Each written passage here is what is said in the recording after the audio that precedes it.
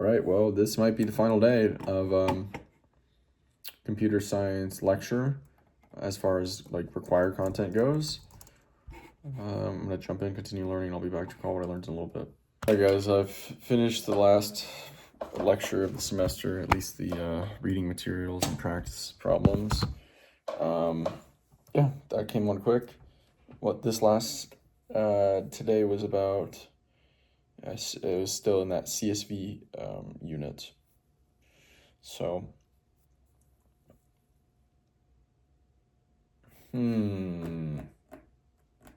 yeah. So this CSV, like the reader object, CSV.reader, can take an optional argument, a delimiter argument. Delimiter equals, and then it's used to specify what separates the fields in the CSV file. Not always commas, but it's most often commas.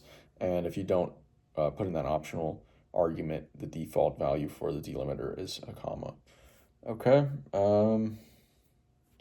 So then writing to CSV files, you can write to CSV files using the CSV module as well, and you have to create a writer object, CSV.writer, and then within the argument, the CSV file name, and then you use basically writer object dot write row, and then that takes a list object, or you can use writer object dot write rows, which takes multiple lists. Okay. Maybe nested lists. It didn't really specify. Okay. Then I went ahead and did one of the final programs it's going to be due. This basically took input a file name as well as an upper bound and a lower bound, and basically the file was just rows of words, and you had to basically say or output whether that each specific word was in range, meaning it's like alphabetically within the range, upper and lower bounds, or if it's out of range. And that was pretty simple. I think we have like 5 more programs due, but 2 of them are due basically in a week. So we have a week worth of time to fill. So I'm doing the optional additional lecture on Python and data science. And so data science is an interdisciplinary field, largely crossed between CS and stats. I've always had a draw towards data science a bit. And then, it's data science is focused on basically finding patterns within data sets, finding like meaningful patterns, and building maybe understanding relationships between entities in the real world. And then data module is basically a representation of a system in real life, and it organizes the elements, and it also maps the relationship between elements. All right, let's see how that was. Okay. So optional delimiter argument for reader object, default is a comma, specifies the character used to separate fields in the CSV file. And then you can write to CSV file using the writer object and CSV.writer file name, writer underscore object write row, takes a list as argument, writer object dot write rows, takes multiple lists as arguments. Okay, data science. Introduction to data science. Data science is an interdisciplinary field largely between CS and stats. Good. Focused on discovering patterns and describing relationships using data. Okay. Could have been a little better. Discovering patterns and describing relationships. Data model. Representation of a realized system. Organizes data elements. Good. Informs how elements relate to one another. Yeah, pretty good. All right. So we'll probably just continue with lecture 29. This looks like a huge lecture, so it can be probably busy for a couple days. And then from there, go through and probably do all the code practice problems I can from this year, And from there, any extra optional modules if I have time that I skipped over at first because I was focusing on things that were actually required. So that's it for now. I will talk to you later today. I'm going to try and do 2 more sessions if I can find the time. So talk to you later. All right, what's up?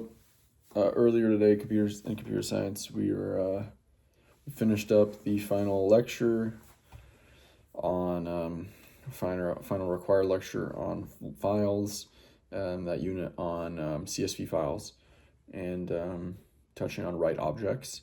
Then we started the optional lecture on Python for data science, and a little overview of data science and data modules, or not modules, models. And so I would have liked to get to 2 more sessions today, but it's just going to end up being 1 more. So with this session, I'm just going to do, we've got a bunch of practice problems in the textbook I can do. So that's what I'm going to do, is just a session of practice problems, and go from there. So I'll be back to recall what I did in a little bit. All right, so there are 20 coding practice problems, and I went ahead and completed 3. One of them was extremely simple. Second was also extremely simple. The third was simple, but it took more time. First one was basically like the intro, just like take an integer as input and output twice that integer. That was kind of the part of the overview module of like how to use this coding practice problem section, why practicing is important for learning and developing skills and building on skills and become more fluent. The second program was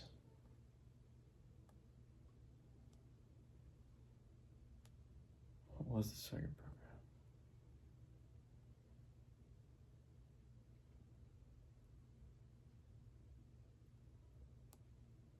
I'm not sure. The last program was basically given a runway, an airplane runway, determine the degree from 90 or from north it is. So typically airplane runways are labeled from basically probably 00 to 36, and basically what that denotes is the degree to the right of 90 degrees, or north, I mean, not 90 degrees, or north. So 909 would denote 90 degrees, which is east. 18 would denote 180 degrees, which is south. 27, 270 degrees west, etc.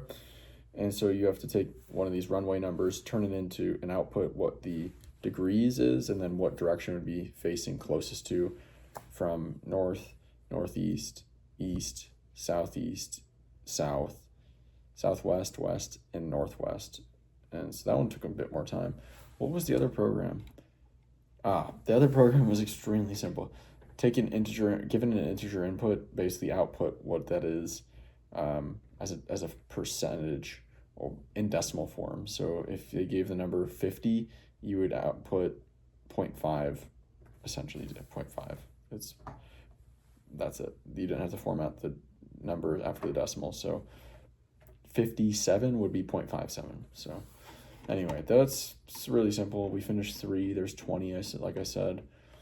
I mean, it's something to do, to keep practicing. And I mean, I've come a long way where like these programs are ridiculously easy. That's a good sign.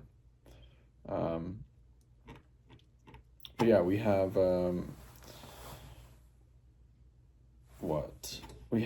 it's December 4th. The final is on, I think it's on the 14th. So 10 days.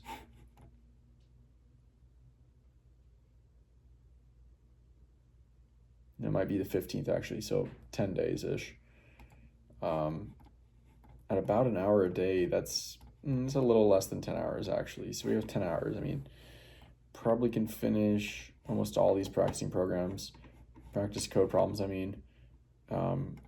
finish the optional data science lecture, finish the remaining assignments and potentially go through and do any optional stuff that I skipped over. So we'll see how far I can get, but that's it for today. Talk to you tomorrow. See you.